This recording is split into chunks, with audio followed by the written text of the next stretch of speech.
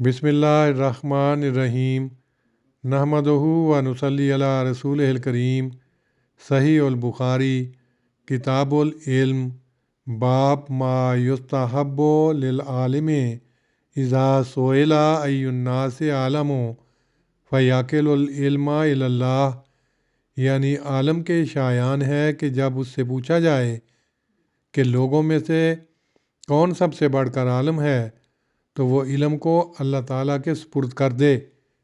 हदीस नंबर 122। सईद बिन जुबैर से रवायत है, वो कहते थे मैंने हज़रत इब्ने अब्बास से कहा कि नौफ बकाली का ख्याल है कि मूसा बनी इसराइल के मूसा नहीं हैं बल्कि वो और मूसा हैं। इस पर हज़रत इब्ने अब्बास ने कहा अल्लाह के दुश्मन ने झूठ कहा है। हज़रत उबई बिन काब ने नबी सल्लल्लाहु अलैहि वसल्लम से रिवायत करते हुए हमें बतलाया कि आपने फरमाया मूसा नबी ने खड़े होकर बनी इसराइल में तकरीर की तो उनसे पूछा गया कि लोगों में से कौन सबसे बढ़कर आलम है। इस पर उन्होंने कहा मैं सबसे बढ़कर आलम हूँ। तो अल्लाह ने इस पर नाराज़गी का इजहार किया क्योंकि उन्होंने जवाब में ये नहीं कहा था अल्लाह ही को इल्म है। इस पर अल्लाह ताला ने उन पर वही की कि मेरे बंदों में से एक बंदा मजमौल बहरैन में है, वो तुझसे ज़्यादा आलम है। हज़रत मूसा ने कहा ऐ मेरे रब, उनसे किस तरह मिला जाए? तो उन्हें कहा गया कि मछली को एक टोकरी में उठा लो और जब तुम उसको ना पाओ तो वो शख्स वहीं कहीं होगा। इस पर हज़रत मूसा चल पड़े और अपने नौजवान खादम यशूब बिन नून को अपने साथ ले लिया और टोकरी में एक मछली उठा ली। जब वो चट्टान के पास पहुँचे तो वो दोनों सर टिकाकर सो गए और मछली टोकरी से सिरक कर निकल गई और वो पानी को चीरते हुए समुंदर में अपनी राह लगी। और हज़रत मूसा और आपके खादम को ताज्जुब हुआ। वो दोनों अपनी बाकी मानदा रात और सारा दिन चलते रहे। जब सुबह हुई तो हज़रत मूसा ने अपने खादम से कहा हमारा खाना हमें दो क्योंकि हमने इस सफ़र से बहुत तकलीफ़ पाई है। और हज़रत मूसा ने ज़रा भी थकान महसूस नहीं की मगर उसी वक्त कि जब वो उस मकान से आगे गुज़र गए जहाँ जाने का उनको हुक्म हुआ था। उनके खादम ने कहा देखा आपने, जब हमने चट्टान के पास आराम किया था तो मैं मछली भूल गया। हज़रत मूसा ने कहा यही तो वो है जो हम तलाश कर रहे थे। इस पर वो दोनों अपने पाँव के निशानों का खोई ढूंढते हुए वापस लौटे। जब वो दोनों इस चट्टान के पास पहुँचे तो क्या देखते हैं कि एक शख्स है जो कपड़े में लिपटा पड़ा है, या कहा जो अपना कपड़ा ओढ़े हुए है। हज़रत मूसा ने सलाम किया और खिज़र ने कहा तुम्हारे मुल्क में कहाँ सलामती है? उन्होंने कहा मैं मूसा हूँ। उसने पूछा क्या बनी इसराइल के मूसा? कहा हाँ। हज़रत मूसा ने कहा क्या मैं आपकी पैरवी करूँ इस शर्त पर कि आप मुझे रास्ते में से वो बातें सिखाएं जो आपको सिखलाई गई हैं। उन्होंने कहा ए मूसा, तुम हरगिज़ मेरे साथ सब्र नहीं कर सकोगे। मुझे इल्म इलाही से वो इल्म हासिल है जो उसने मुझे खुद सिखाया है। तुम इसको नहीं जानते और तुम्हें भी एक इल्म हासिल है जो तुम्हें अल्लाह ने सिखाया है, मैं उसको नहीं जानता। उन्होंने कहा आप इंशाअल्लाह मुझे मुस्तकिल मजाज पाएंगे और मैं आपके किसी हुक्म से इनकार नहीं करूँगा। इस पर दोनों समुंदर के किनारे चल पड़े। उन दोनों की कोई कश्ती न थी।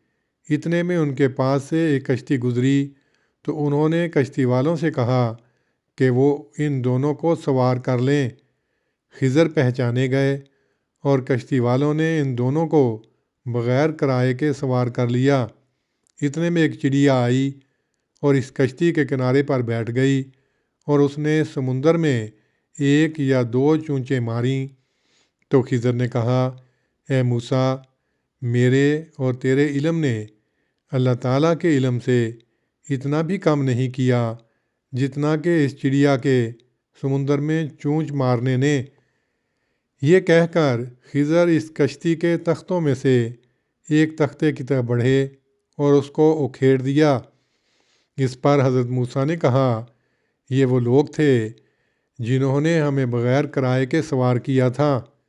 آپ نے ان کی کشتی میں عمدن سوراخ کر دیا ہے تاکہ کشتی والوں کو غرق کر دیں۔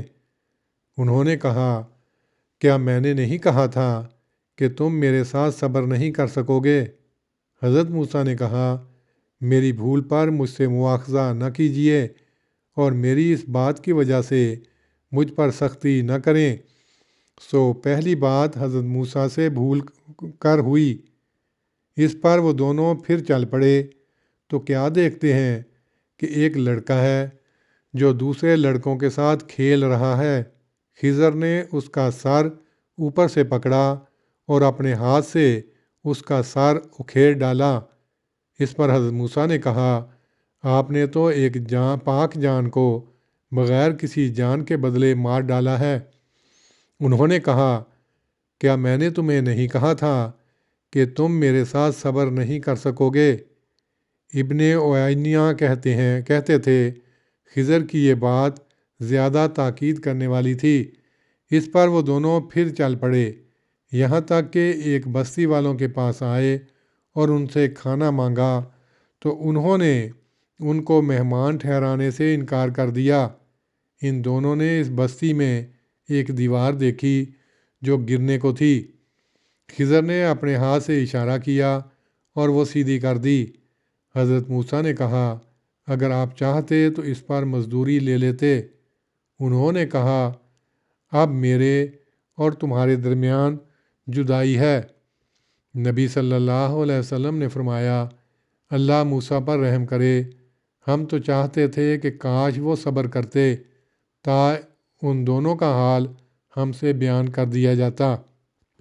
اس حدیث کی تشریح میں پہلے ان اختلافات کا ذکر کیا گیا ہے جو کہ روایت نمبر 74، روایت نمبر 78 اور پھر اس روایت نمبر 122 میں بیان ہوئے ہیں، اور اس کے بعد لکھا ہے کہ یہ ملاحظات بتلاتے ہیں کہ راویوں کے اختلاف کے ساتھ روایت میں اختلاف ہو جانا ایک امر واقع ہے، اور ہر حدیث کے الفاظ کی بابت یہ اسرار کہ یہ الفاظ حضرت صلی اللہ علیہ وسلم کے ہی ہیں درست نہیں، کیونکہ احادیث بالمعنی بھی روایت ہوئی ہیں۔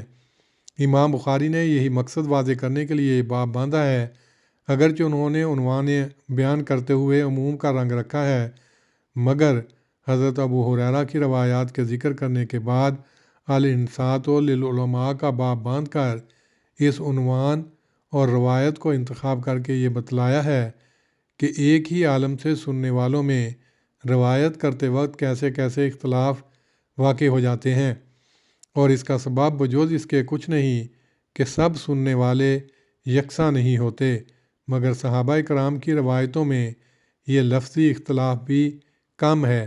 وہ عاشقانہ انداز میں حضرت صلی اللہ علیہ وسلم کی باتیں سنتے یا یاد کرتے یا بلا کم و کاست دوسروں تک پہنچانا اپنا فرض سمجھتے تھے۔ اللہم صلی علی محمد وعلی آل محمد کما صلیت علی ابراہیم وعلی آل ابراہیم انک حمید مجید۔ اللہم بارک علی محمد وعلی آل محمد کما بارکت علی ابراہیم وعلی آل ابراہیم انک حمید مجید۔